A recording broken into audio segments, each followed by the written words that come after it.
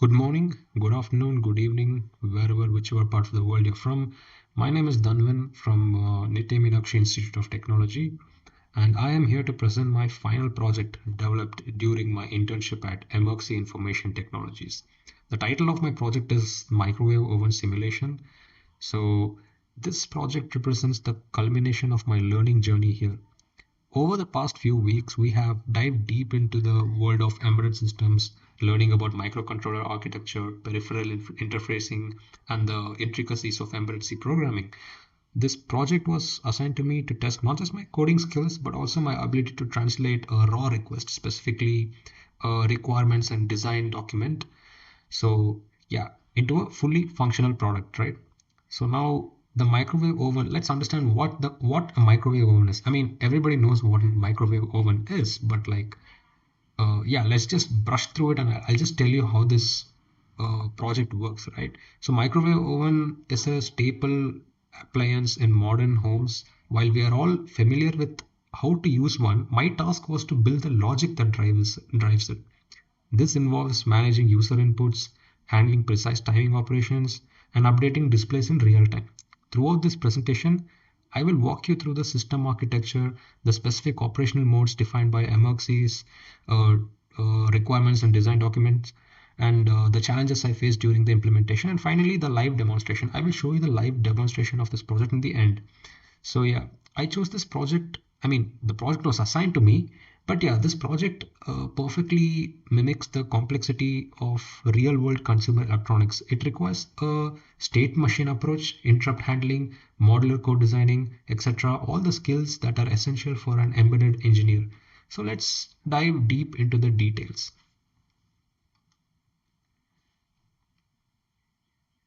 So let me start off with the goals of this internship, right? So as you can see, there's five, I mean, there's more goals, but the five major goals of this internship is gaining hands-on experience in embedded system design, understanding the software development lifecycle SDLC in an industry setting, mastering the programming of PIC microcontrollers, debugging real-time constraints like timers and interrupts, and implementing modular programming practices.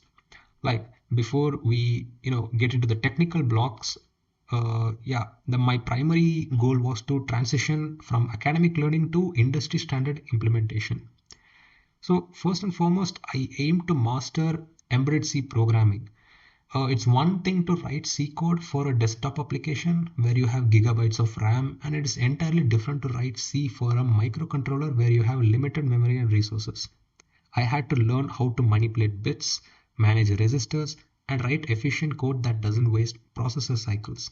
Secondly, I wanted to understand the PIC microcontroller architecture. This project forced me to read the data sheet. So I had to understand how the timer modules work, how the interrupt service routines are triggered. In short, you call them ISRs, right? And how the GPIO pins interact with external hardware like keypad and LCD, etc. And thirdly, and perhaps the most important part was learning the SDLC, that is software development lifecycle.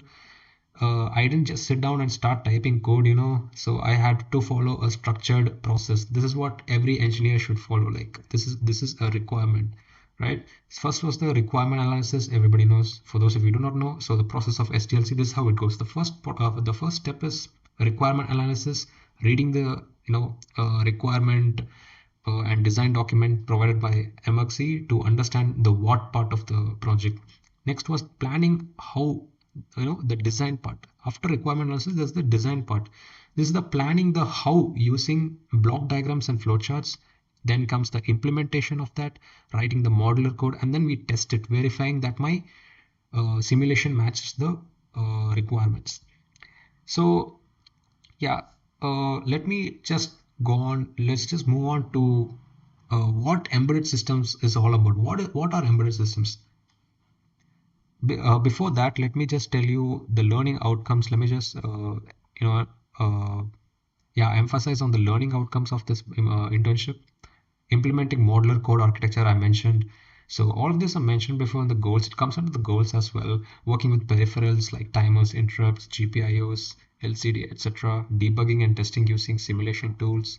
fundamentals of PIC16F877A microcontroller architecture. So this is the microcontroller we have used for this particular project. And then the fundamentals of C programming language, very important, right? So these are the project requirements. MPLab, XIDE, PICSimLab simulator. All this we'll get back to it later.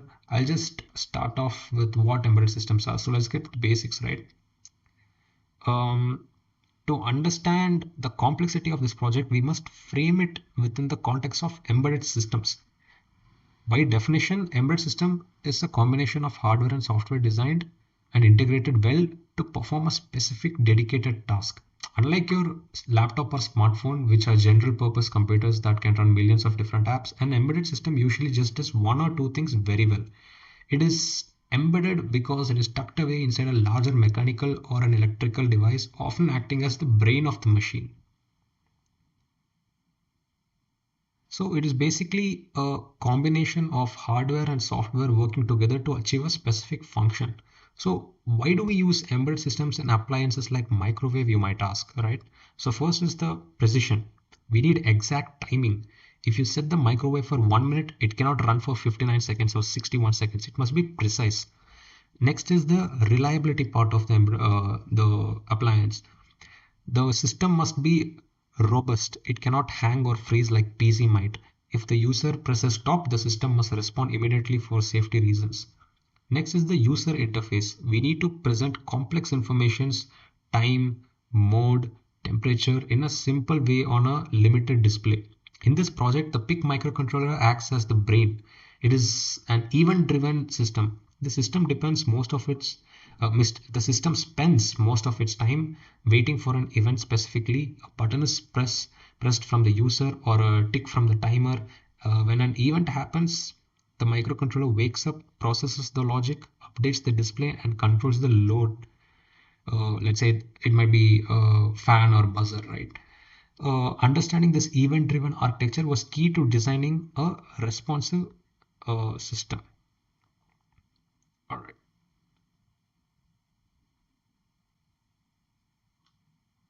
So this is the PIC16F877A microcontroller architecture, but this is way too complex for you guys to understand. But for those of you who might who are interested in just taking a look at it, you can look at it. We have port A, port B, port C, port D, port E. There's timer 0, timer 1, timer 2, etc. And there's a lot of multiplexers and all that, flash program memory, etc. So this is just you don't need to go detail into this, right? So we have talked about this, I believe. If not, well, I'll just brush it up. MPLab XIDE is the environment where I've been working on. PICSimLab simulator is the simulation tool used for simulating the PIC microcontroller. And this is the microcontroller board that we're using, PIC16F877A. 1684 CLCD for displaying, showing modes, time, temperatures, etc. And then this matrix keypad to accept the user inputs, and then there's fan, heater, buzzer, etc. I mean, we don't necessarily use a buzzer, but you can add it if you want. So these are the common examples of embedded systems, right? So first is the household appliances examples. Microwave ovens, like what we are doing right now. This is the project, right? On a microwave oven. We have washing machines, dishwashers, and smart refrigerators. Consumer electronics example, digital cameras, smartwatches, calculators, and MP3 players. Automotive, anti-lock braking systems, ABS, they say in short, and you have ECUs like engine control units and cruise control, etc. Medical devices, pacemakers, digital thermometers, and blood glucose monitors.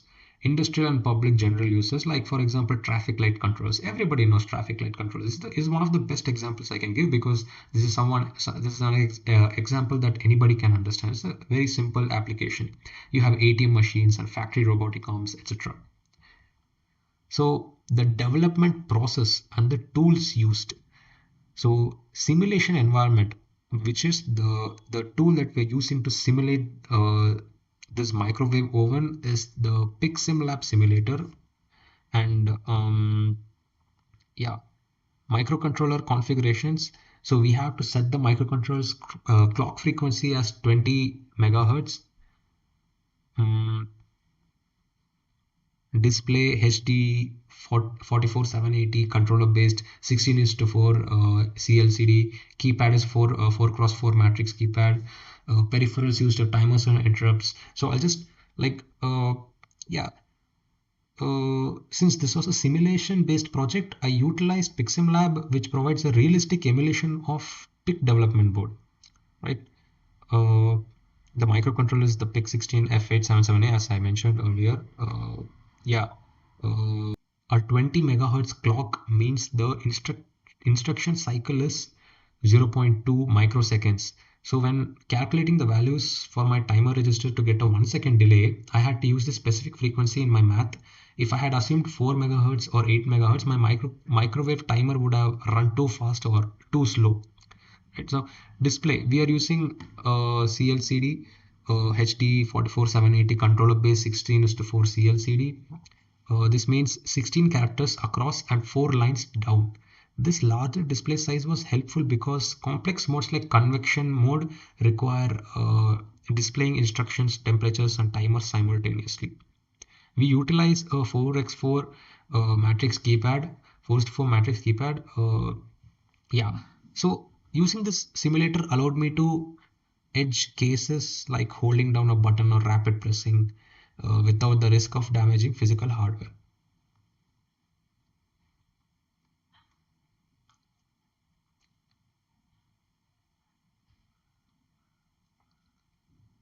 So let me just go through the SDLC process, the software development lifecycle, or the development process of this microwave oven. So first is the requirement analysis of this.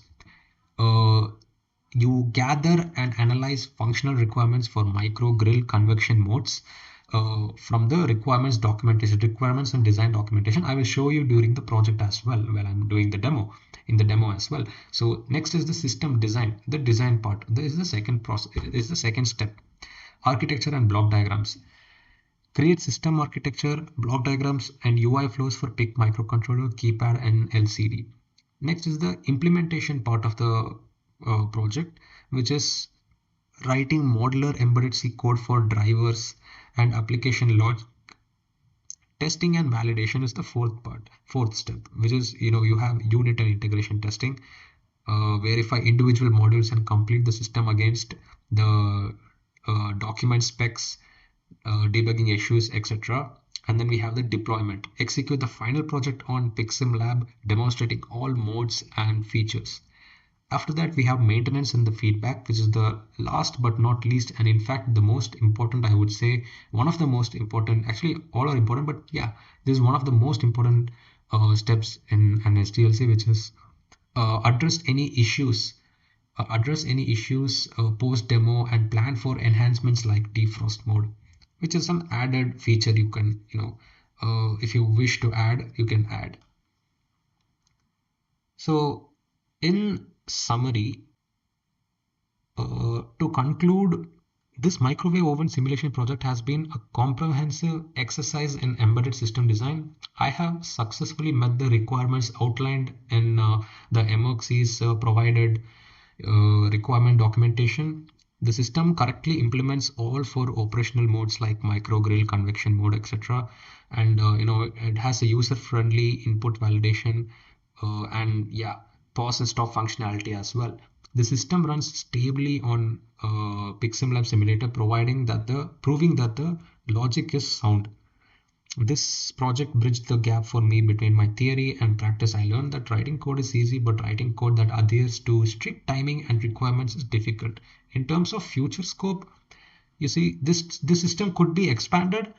We could add a defrost mode if needed, which cycles the power on and off automatically. We could also integrate the real-time clock RTC, we say, right? Small in short, RTC module to display actual time of the day when the oven is idle. So yeah, you can add this if needed, if you want. Thank you for your time and attention. I will now proceed to the video demonstration of the project.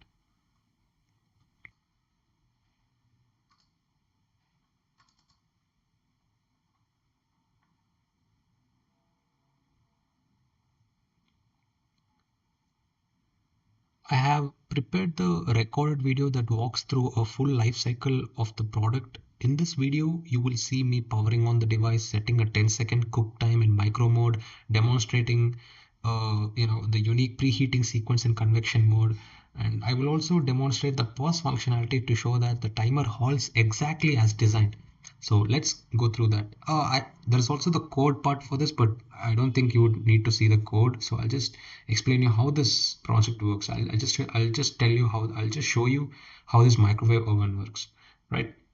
So first, let me just reload the last hex again. As you can see, there's a powering on microwave oven screen that appears. Yeah, done. So you have 4 modes here: micro mode, grill mode, convection mode, and start mode. Right. So the navigation is very simple. I have to just press the key 1 if I need to enter micro mode, key 2 for grill mode, key 3 for convection mode, and so on, right? It only reacts to the valid inputs. The rest of them, they just don't work because we haven't programmed it. So let me just show you the micro mode. I click on 1. See? So this simulates the standard microwave function where food is cooked via microwave radiations. When the user selects this mode, the first thing that they see is a power display. The power is equal to 900 watt. It was shown before, right? So in this simulation, the power is fixed, but the RDD, the requirements documentation, specifies the screen must be shown. So yeah, I implemented a non-blocking delay here so that the message, let me just show you again. Yeah. I click on micro mode, power is equal to 900 watt, right? Okay. So now I can just set the time if I want in minutes and seconds. So let me just set the time. Let's set short seconds. Let's say 30 seconds. Okay. Now I just click the hash to enter or star to clear it. If I want to clear it, I can just click the star and it's cleared. See? So now I'll just 3,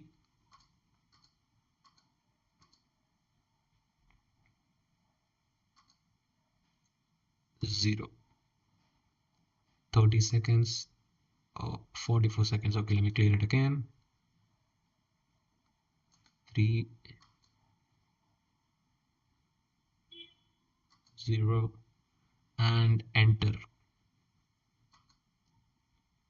So it runs, it's cooking for 30 seconds. Now we have other options here as well, like start, resume, pause, stop, etc. Now for example, if I want to pause the cooking, I can just click on 5 here. 5, done, paused. Now if I want to resume, I can just resume with 4.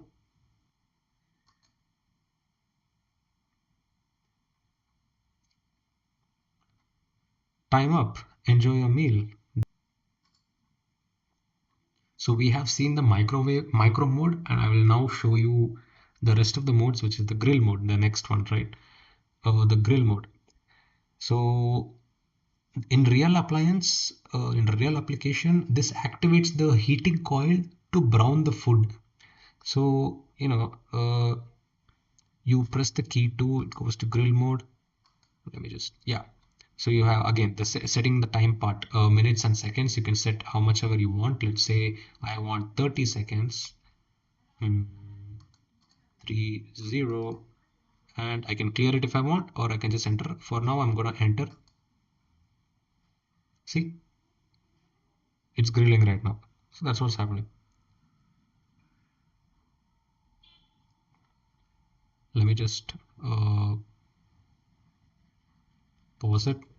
I can stop it if I want, or I can just let it run. Like for example, I'll just put resume, it runs, and cooking is complete. That message should come.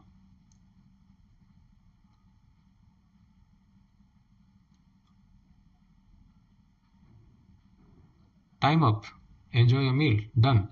Next we have the convection mode. The convection mode was the most complex feature to implement, as this mode turns the microwave into a convection oven, which requires temperature control and a preheating cycle. This introduces a multi-stage workflow that doesn't exist in other mode. So let me just show you how this works, right? You click on 3, you go to convection mode. So you have to set the temperature now. Let's say I want to set the temperature as 120 Celsius, degrees Celsius. 1, 2, 0, and I can clear it. As you just click on this and it goes clear. You can set it again, let's say 125, and then click on enter. 1 minute, it takes 1 minute for preheating. So the time remaining is 1 minute approximately. It's preheating now.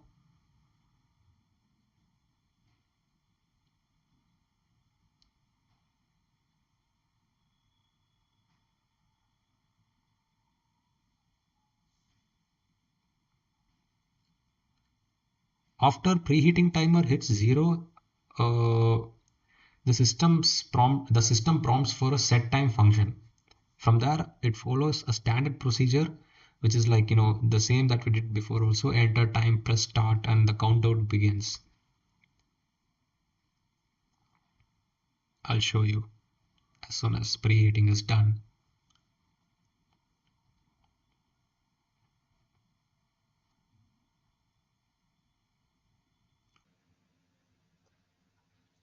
So you can set the time here. Let's say I want to set 5 seconds. Okay, I'm just going to give 5 seconds. You can use star to clear, or you can use hash to enter. I'm going to use hash to enter. It runs for 5 seconds. I can either pause it or resume it, and then done. Enjoy your meal. Time up. Next we have the start option. So what is the start option, right? Let me show you. Here's the regular 30 seconds of short cooking time. The fourth option is the start option. We mostly use micro grill or convection mode, mostly micro grill mode, but yeah, there's this as well. Runs for 30 seconds and it'll be done.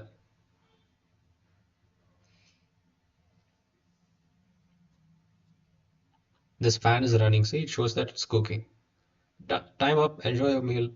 So this was the project, microwave oven project that I learned during this internship. It was an awesome experience. Uh, Thank you for all the guidance. I have to thank our EMERTXE faculties for this.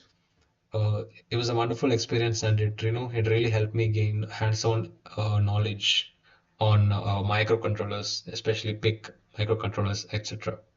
Thank you for watching this video.